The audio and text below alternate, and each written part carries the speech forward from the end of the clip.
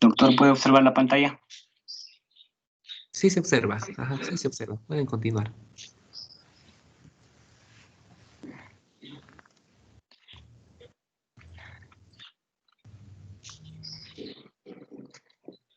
Ya. Bien, buenas tardes, doctor y compañeros. Para comenzar esta ronda de seminarios, voy a hablar acerca de la anemia plástica. Primero partiremos de que la anemia plástica va a significar literalmente anemia sin formación, debido a que va a derivar del término aplasia, cuyos vocablos van a significar sin y formación de tejido u órgano respectivamente. A partir de esto, se podría decir que este tipo de anemia estaría relacionado con alteraciones que se dan en la hematopoiesis de la médula ósea, es decir, una incapacidad de la médula para formar sangre. Por lo tanto, diríamos que la anemia plástica sería un síndrome de fracaso hematopoyético primario y crónico que estaría asociado a una reducción de las tres líneas celulares, tanto eritrocitos, leucocitos como trombocitos, que producirían clínicamente anemia, neutropenia y trombocitopenia respectivamente. Además, de forma general, esta reducción de las líneas celulares sería conocida clínicamente como pancitopenia. En cuanto a la epidemiología, diríamos que como primer antecedente se tiene que el primer paciente fue descrito por el científico Paul Ehrlich en 1885. Luego ya a principios del siglo XX, Cabot describió las manifestaciones clínicas de esta enfermedad y ya en el año 1904 esta enfermedad recibió el nombre de anemia plástica y eso lo realizó Vázquez. Sobre la incidencia de esta enfermedad no se tiene información precisa, pero algunos estudios sugieren que posiblemente la incidencia sea de 0,6 a 6,1 casos por millón de habitantes en el mundo y que también la proporción es de forma equitativa, tanto en hombre como en mujer, y que ocurre en todos los grupos de edad, pero principalmente se presentan dos picos, uno en la niñez y otro entre los 20 y 25 años. Sobre la etiología diríamos que las causas de la anemia plástica están distribuidas por cuatro grandes grupos: la adquirida, eh, la producida por agentes químicos, la producida por agentes físicos y también la hereditaria. En cuanto a la adquirida, se encuentra la idiopática, en la cual no va a haber un factor preciso que diga cómo se desencadena la enfermedad y que representa la principal forma de producción de anemia plástica en un 70-80%. También se encuentran los defectos adquiridos de la célula germinativa y también los mecanismos inmunitarios. En cuanto al grupo de los agentes químicos, se va a encontrar principalmente los fármacos y los disolventes orgánicos, divididos en dos grupos. Aquellos fármacos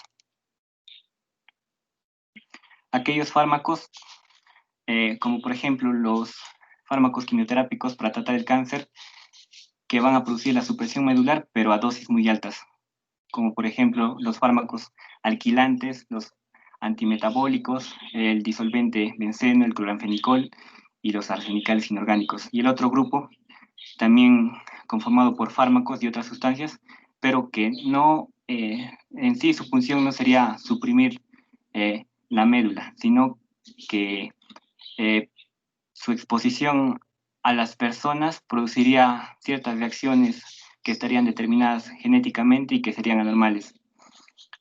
Es similar a una alergia, pero su diferencia es que sus mecanismos no serán idénticos. Esto es conocido como idiosincrasia.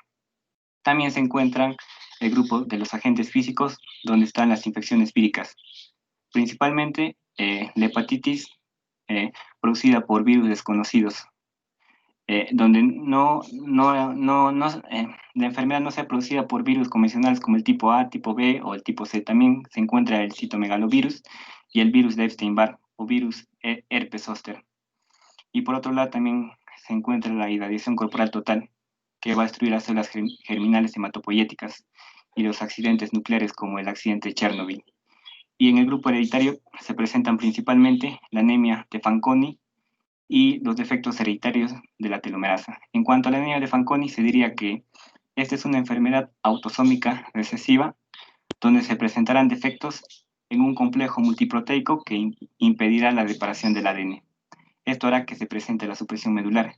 Y en el otro caso, de los defectos hereditarios en la telomerasa, como sabemos, la telomerasa es una enzima que ayuda a preservarse la inmortalidad celular y también una replicación celular adecuada, pero ante alteraciones en esta enzima, lo que hará es que las células hematopoyéticas producidas presenten un tiempo de vida muy corto, conocido como agotamiento prematuro.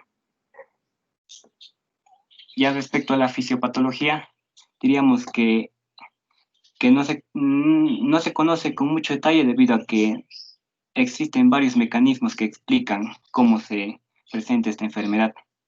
Pero lo que nos podría ayudar un poco a entenderlo serían las hipótesis que explican la lesión medular de la aplasia. Entre ellas está la supresión extrínseca mediada por el sistema inmunitario, los defectos intrínsecos de las células germinales de la médula ósea y el daño directo de la médula ósea producida por los fármacos, la irradiación o las sustancias químicas. También cabe aclarar que estas células madre hematopoyéticas son de carácter multipotencial porque van a producir cualquier tipo de linaje, sea eritrocito, trombocito, leucocito. Ya pasando a la hipótesis del mecanismo inmunitario, donde se van a presentar defectos intrínsecos que van a estar mediados por el sistema inmunológico. Ahí el principal responsable va a ser el linfocito T activado que va a atacar a las células madre hematopoyéticas, que van a presentar antígenos que van a estar alterados debido a que van a estar expuestos a infecciones, fármacos o también agentes nocivos ambientales de origen desconocido. El mecanismo se va a dar a partir del ingreso del agente o antígeno que va a ser captado por la célula presentadora de antígeno, sea neutrófilo o macrófago, y esta la va a presentar al linfocito T a través de su receptor TCB, como se observa en la imagen. Luego, este linfocito T va a producir un segundo mensajero intracelular que se va a dirigir al núcleo y va a activar un gen, que es el gen TBET, y va a promover la liberación tanto de interferón gamma como de interleucina 2. Esta interleucina 2 lo que va a hacer va a estimular la proliferación clonal de los linfocitos T, y estos linfocitos T ya proliferados van a liberar tanto interleucina, no tanto interferón gamma, nuevamente como factor necrosis alfa. Y estos mediadores se van a dirigir ya a la célula madre hematopoyética y lo que va a hacer va a aumentar la cantidad de receptores FAS para que así aumente también el proceso de apoptosis, muerte celular programada, y por otro lado también el interferón gamma a través de otro mediador que va a ser el factor regulador de interferón 1, va a inhibir la transcripción y también detener el ciclo celular. Y también lo que va a hacer este factor regulador de interferón 1 va a aumentar las concentraciones de óxido nítrico, y como el óxido nítrico va a ser tóxico, también va a dañar a la célula madre hematopoyética. Todos estos procesos van a hacer que se produzca una baja proliferación de células sanguíneas y también la destrucción de estas células madre. Ya en cuanto al otro tipo de hipótesis, que sería por anomalía intrínseca, donde estarían presentes defectos intrínsecos en las células germinales de la médula ósea, aquí se va a presentar alteraciones cariotípicas que van a ser inherentes en las células madre, y que esto va a hacer que se pierda la capacidad de diferenciación y proliferación de las células germinales. Y también, por otro lado, lo que va a hacer va a aumentar su capacidad de transformación a neoplasias mieloides, como por ejemplo el síndrome mielodisplásico o también la leucemia mieloide aguda. Y también se ha observado que en el 50% de estos casos está asociado también telómeros con acortamiento normal.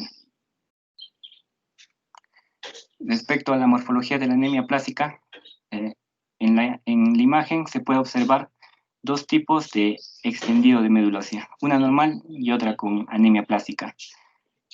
Si la comparamos, podríamos obtener que en el extendido de la médula ósea normal, la distribución tanto del tejido adiposo como de la médula hematopoyética es equitativamente, en un 50%, mientras que por el otro lado, en el extendido de la médula ósea con anemia plástica, lo que se va a observar va a ser una supresión de células mieloides y eritroides. También pocos focos de componentes celulares por células linfoides, y en su reemplazo va a haber, en el reemplazo de estas células hematopoyéticas, lo que va a haber va a ser grasa, tejido adiposo. Por eso, esta enfermedad se caracteriza por una marcada hipocelularidad. En esta otra imagen, también se observa una biopsia de médula ósea, pero ya de una anemia aplásica a un mayor aumento, donde se observa ya de manera más clara la hipocelularidad, es decir, la pancitopenia y la abundancia de tejido adiposo. Y ya en esta última imagen, donde se encuentra por técnica de inmunistoquímica, se observan células madre hematopoyéticas que son positivas para el marcador CD34. Y si es que este marcador CD34 tiñe estas células madre hematopoyéticas, habrá una posibilidad de que la enfermedad pueda ser reversible y poder volver a una repoblación de las células sanguíneas. En cuanto a las características clínicas, estas se pueden presentar a cualquier edad y en ambos sexos.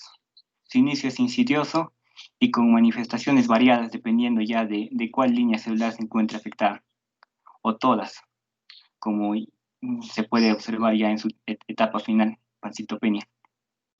En cuanto a la anemia, se va a presentar palidez, debilidad progresiva, disnea.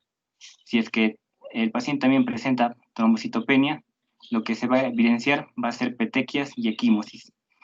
Y si es que también presenta neutropenia, se va a presentar infecciones oportunistas y también escalofríos, fiebre y postración.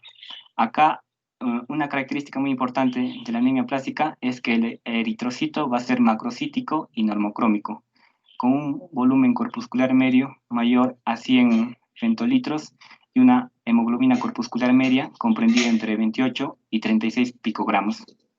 Y también el principal signo para poder diferenciar de otras enfermedades es que en esta enfermedad no va a haber esplenomegalia. En cuanto al diagnóstico, está basado principalmente en la biopsia de médula ósea. Esto con el fin de poder diferenciarlo de otras enfermedades que presentan las mismas manifestaciones clínicas. Por ejemplo, la leucemia aleucémica y los síndromes mielodisplásicos, dado que estas enfermedades también presentan hipocelularidad al igual que la anemia plástica, pero lo que los diferencia va a ser más en que en el caso del síndrome mielodisplásico, las células hematopoyéticas van a ser anormales y la producción va a ser deficiente debido a que las células sanguíneas también van a ser anormales y se van a destruir. Y en el caso de la leucemia aleucémica, también va a haber hipocelularidad, pero lo que lo va a diferenciar es que va a haber mayor cantidad de blastos, células inmaduras, en un 30%. Y en cuanto al tratamiento, el tratamiento de elección es un trasplante de médula ósea, y que se ha observado que en el 75% de los casos de los pacientes pueden llegar a sobrevivir hasta 5 años, y que en aquellos pacientes mayores y en aquellos pacientes también que no puedan realizarse este trasplante de médula ósea, lo mejor que se podría hacer es administrarle inmunodepresores. Gracias, doctor. Eso sería todo. Ya, muy bien. A ver, para el resto de los integrantes del grupo, ¿cuál es la definición de anemia plástica desde el punto de vista cuantitativo? Ujú. A partir de que el recuento celular debe ser considerado como anemia aplásica.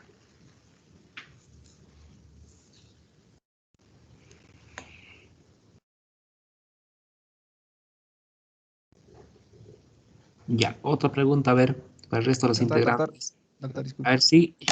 En el caso de las, como va a haber una pancitopenia, en el caso de los neutrófilos va a ser menor a 500. En el caso de las plaquetas sería menor a 50.000. En el caso de los glóbulos rojos sí, no me acuerdo, doctor. No tanto así. Generalmente el diagnóstico de anemia plástica es más un diagnóstico de biopsia de médula ósea, aunque también por el mielograma se puede sospechar, ¿no? Pero la definición en sí es del menos del 25%, ujú, o menos de la mitad para la edad. Entonces, a propósito de eso, a ver, si un varón tiene 30 años, ¿cuánto sería su recuento celular normal, aproximadamente? Sí, doctor. 70, doctor. Ajá, exacto, 70 es Vargas Armas, punto. Y ya, ujú, ese es el esto. Entonces es 70. Ya. Otra pregunta más, a ver, para el resto de los integrantes. ¿A qué se denomina leucemia aleucémica?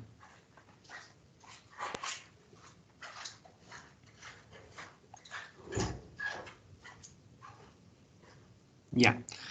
También, como lo dijo el expositor, hay casos en los cuales el recuento celular puede estar baja, ¿no? Es decir, puede llegar a ser un 25%, 20%, pero no necesariamente ser en esos casos benigno, ¿no? Porque la anemia plástica es relativamente benigno, ¿no? Porque simplemente por una serie de factores está bajando en sí su recuento celular.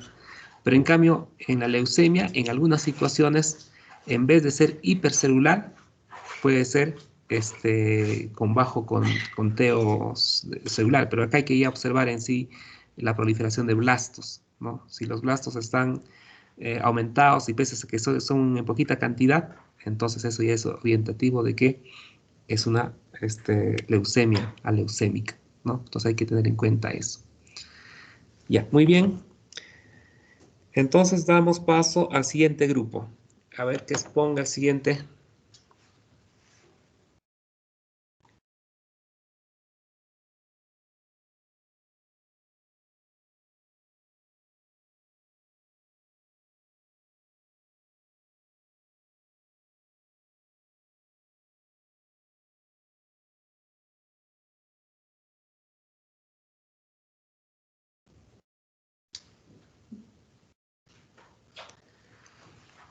¿Al quién expone el siguiente tema?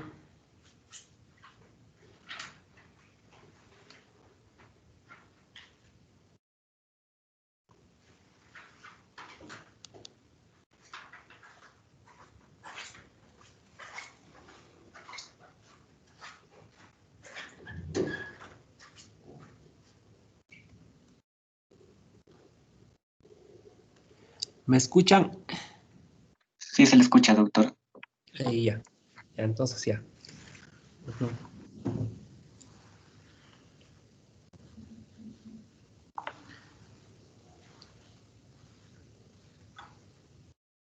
Buenas tardes, doctor. Disculpe por retraso, tengo un poco de interferencia en el internet. A continuación presento las diapositivas. Ah, ya, perfecto, no hay problema.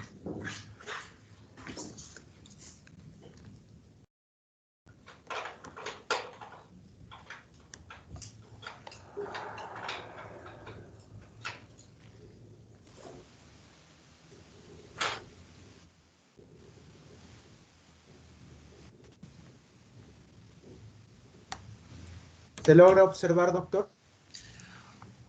Sí, ajá. Solo que ya se fue la diapositiva. No sé si será por tu Bien, internet. sí. A ver, intenta Un otra vez. momento, por favor. Disculpe. ¿Se logra observar ahora sí? Ahora sí, ajá. Bien. Voy a empezar con la exposición, indicando el título del tema, que viene a ser la adenitis reactiva secundaria a infecciones. Bien, la adenitis también va a ser conocida como linfadenitis. ¿Debido a qué? a que va a estar involucrada una sección del cuerpo que está vinculada íntimamente con lo que viene a ser las reacciones inmunológicas. Sin embargo, en la linfadenitis o adenitis reactiva, su mismo nombre lo va a indicar, va a ser una adenitis o linfadenitis, en este caso que indica su procedencia, es decir, los ganglios linfáticos, y reactiva quiere decir que se va a activar frente a una infección. La patología de las infecciones por lo general desembocan o inducen a una inflamación, ya sea aguda o crónica, de los ganglios linfáticos. No solamente las infecciones pueden desencadenar esta linfadenitis, sino además también la pueden desencadenar los fármacos, ciertos contaminantes, traumatismos, ya sea a nivel macroscópico o microscópico. Vamos a tener complejos autoinmunitarios y también vamos a tener las neoplasias. Sin embargo, en lo que nos vamos a centrar va a ser en lo que viene a ser lo relacionado a las infecciones. Bien, como mencionaba, una adenopatía o linfadenitis viene a referirse a los ganglios linfáticos y una adenitis también viene a ser referida a lo que viene a ser los ganglios linfáticos. Por lo general, los ganglios linfáticos van a ser pequeñas masas de aproximadamente 1 centímetro y cuya estructura, si bien en las diapositivas no se indica, yo la voy a indicar de manera oral. Tiene, rodeando al ganglio linfático que se puede ver en la imagen, tenemos una corteza. Debajo de la corteza vamos a tener una paracorteza, y rodeando a todo esto va a ser lo que viene a ser la cápsula, ¿no? La cápsula va a ser perforada por múltiples vasos linfáticos, como se puede apreciar también en la imagen, y también va a tener respectivamente su drenaje venoso y su irrigación arterial. Por otra parte, la parte funcional de lo que vienen a ser estos ganglios van a ser los folículos, donde van a estar los centros germinales y las zonas del manto, donde por lo general se van a diferenciar zonas de proliferación de linfocitos B y linfocitos T. A su vez también van a estar involucrados dentro del ganglio lo que vienen a ser los macrófagos, que en este caso aún son monocitos, debido a que están en la circulación linfática. Se denomina macrófago ya cuando ha salido a algún tejido específico. Aparte de esto, vamos a tener que los ganglios van a ser una especie de filtro, como ya mencioné. La linfa va a traspasar a los ganglios y esta linfa va a atravesar al mismo tiempo los componentes histológicos que acabo de mencionar, los componentes histológicos del sistema inmune, que ya los mencioné. Bien, esta clasificación lamentablemente, de acuerdo a las diapositivas, no está bastante clara, en el sentido de la interacción patológica que tiene que ver la reactividad de los ganglios linfáticos. Sin embargo, se presenta los lugares usualmente más afectados debido a la presencia más abundante de estos ganglios. Por ejemplo, vamos a tener la cabeza y el cuello, la supraclavicular, axilar, epitroclear, inguinal y poplitea. Bueno, cada uno refiere a su posición anatómica. Sin embargo, yo voy a mencionar los aspectos más patológicos de lo que vienen a ser. Por lo general se presenta la linfadenitis reactiva en dos grandes grupos: la aguda inespecífica y la crónica inespecífica. Se dice inespecífica porque presenta características comunes a las causas, a las diversas causas, no solamente a lo que viene a ser las infecciones, sino, como ya mencioné al principio de la exposición, a fármacos, contaminantes, lesiones, etcétera, etcétera. Por lo general, el primer gran grupo que viene a ser la linfadenitis reactiva aguda está ocasionada por microbios, por lo general bacterias, y por lo general estos ganglios van a drenar al grupo ganglionar más cercano, es decir, si tenemos una lesión en la cabeza, una infección en la cabeza, lo que van a hacer la linfa en este caso, y en este caso una linfa ya contagiada, llena de material purulento y por lo tanto de material patógeno que involucra al agente infeccioso, va a drenar directamente al grupo ganglionar más cercano, en este caso el grupo ganglionar cervical. Y como ya mencionábamos en la macroscopía, el ganglio se va a ver notablemente afectado, de lo que era usualmente una pequeña masa de menos de 1 centímetro, va a inflamarse, va a triplicar en muchos casos su tamaño, y en algunos casos va a quedar fijada a la fascia, porque usualmente los ganglios son móviles. Va a adquirir diversas consistencias de acuerdo al tipo de infección o lesión que está sufriendo el ganglio.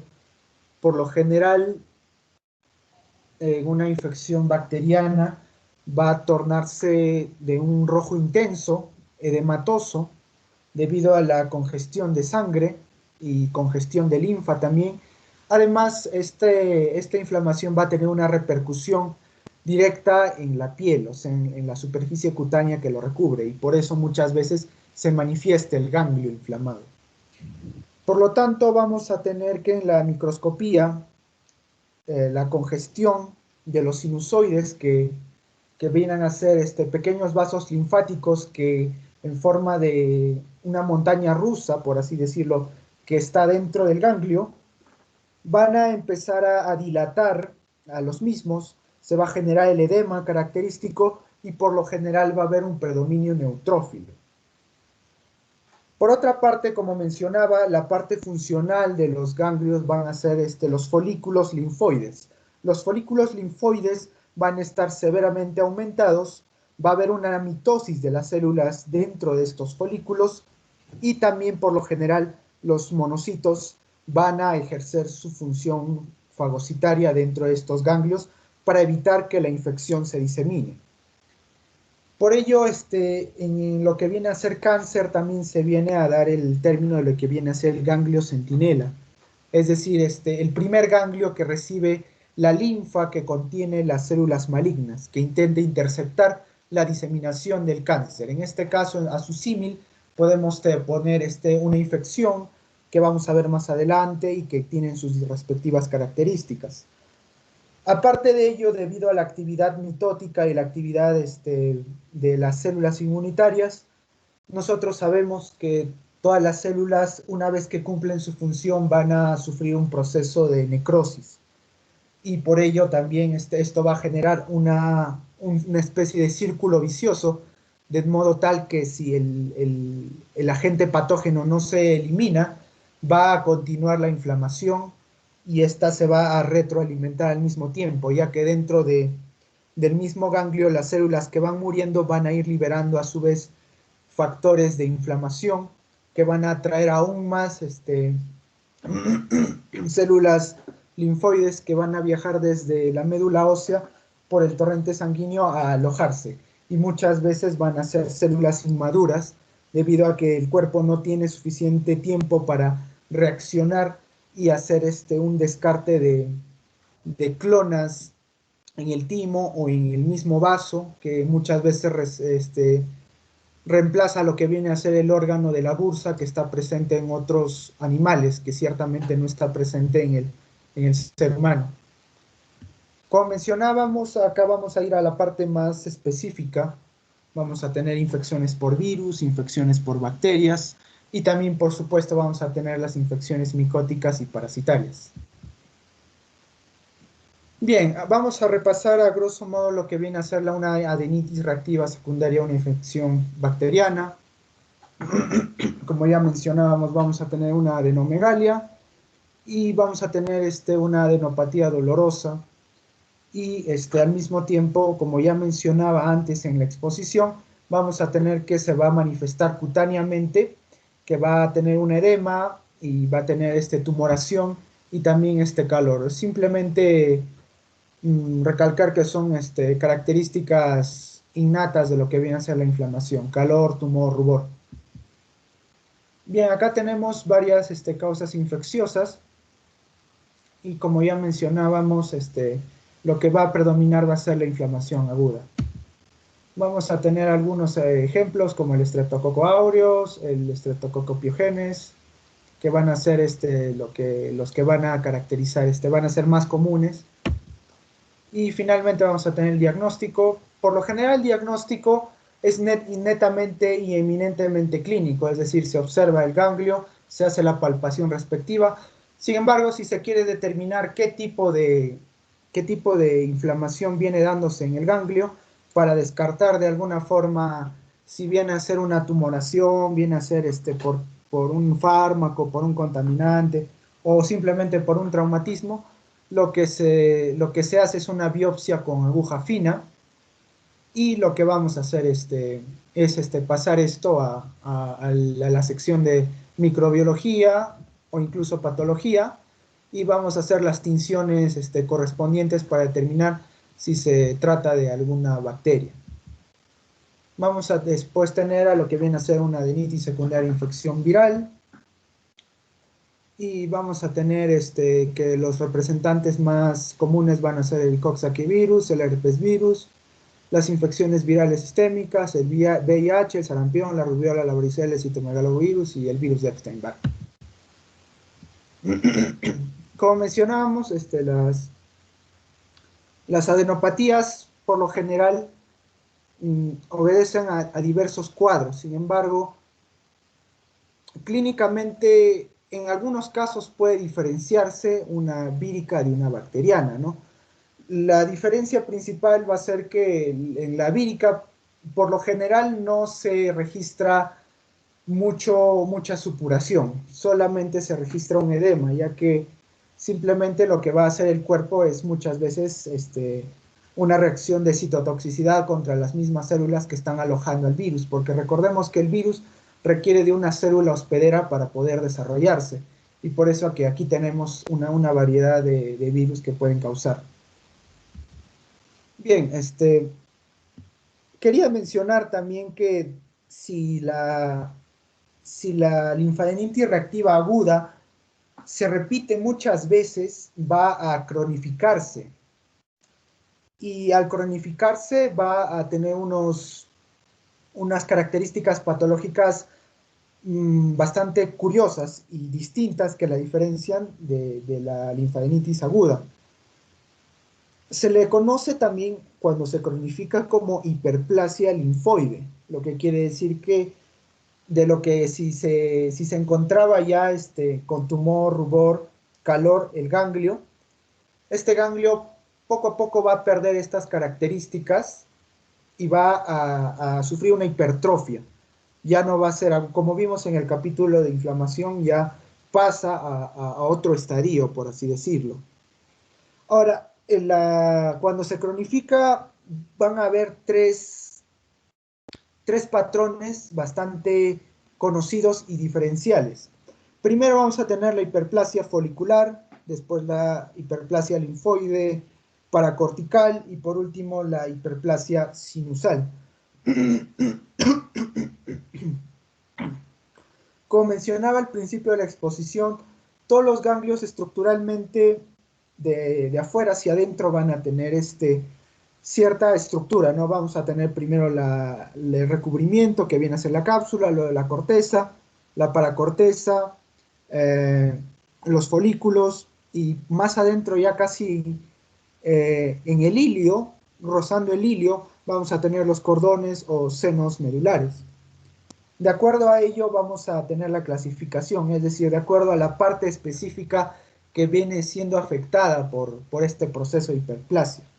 Vamos a tener una hiperplasia folicular que por lo general, como su mismo nombre lo indica, va a predominar la hiperplasia en lo que viene a ser los folículos, donde está alojado el centro germinal y la zona del manto, y que por lo general se encuentra bastante en lo que viene a ser los niños. Por lo general esta cronificación viene a darse en lo que viene a ser patologías tales como la artritis reumatoide, la toxoplasmosis, la sífilis, el SIDA, Y como ya mencionaba, vamos a tener una proliferación de células B y de células fagocíticas. Y aparte también vamos a tener secundariamente una hiperplasia de las células que están alojadas en los senos medulares, que por lo general van a ser monocitos, perdón. Ahora, vamos a tener dentro de esta hiperplasia folicular otros dos tipos de hiperplasia.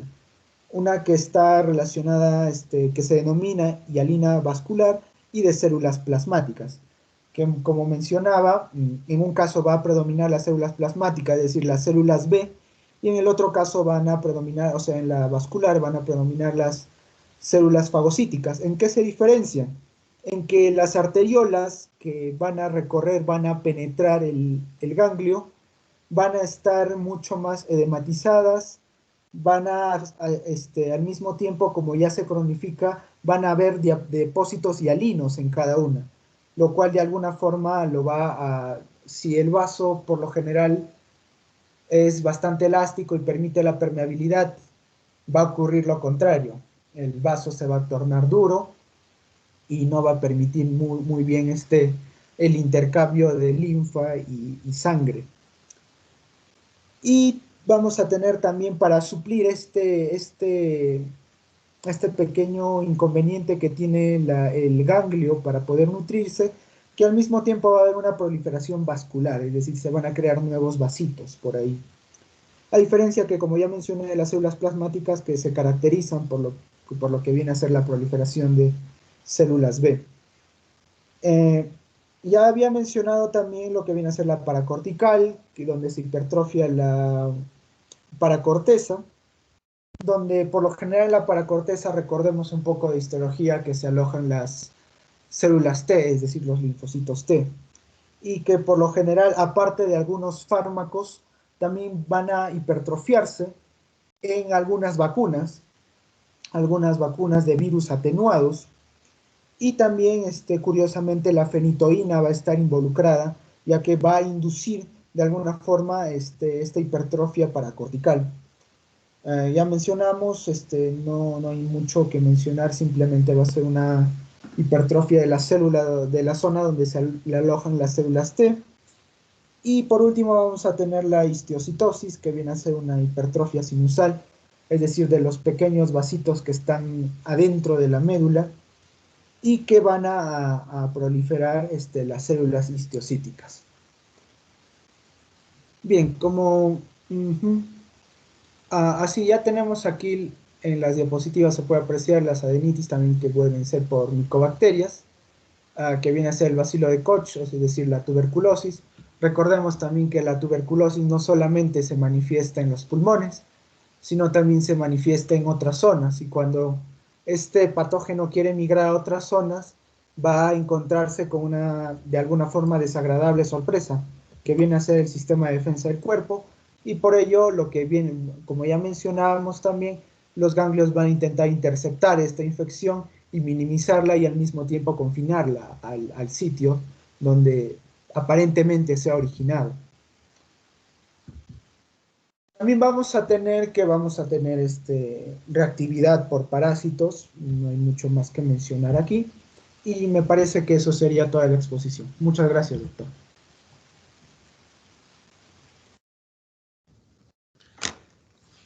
Ya, les ha faltado en sí ser más específicos, porque adenitis reactiva es un gran grupo en sí, entonces hay características histológicas, por ejemplo, en una tuberculosis, en el VIH, en una sarcoidosis, después puede ser también en un citomegalovirus, ¿no? Etcétera, etcétera, ¿no? Entonces, bueno, ya.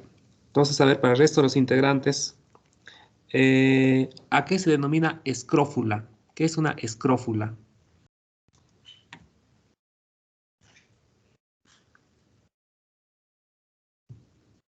Ya. La escrófula, a ver, sí. Vale. ¿No son úlceras a nivel de los ganglios cervicales? Ya, ¿y qué puede ser sospechoso eso? De diseminación linfática, o sea, cuando un germen infecta, por ejemplo, los pulmones y se disemina a nivel de los ganglios cervicales. Ya, está bien eso, ajá, eso puede ser. Pero hay más Doctor, sospechoso en sí de tuberculosis. es Ya, Valverde entonces tiene un punto. A ver, ¿en qué grupo etario hay que sospechar en sí de infecciones, eh, ya sean herpéticas o toxoplásmicas, y por lo tanto hacer el TORCH? ¿Qué es el TORCH?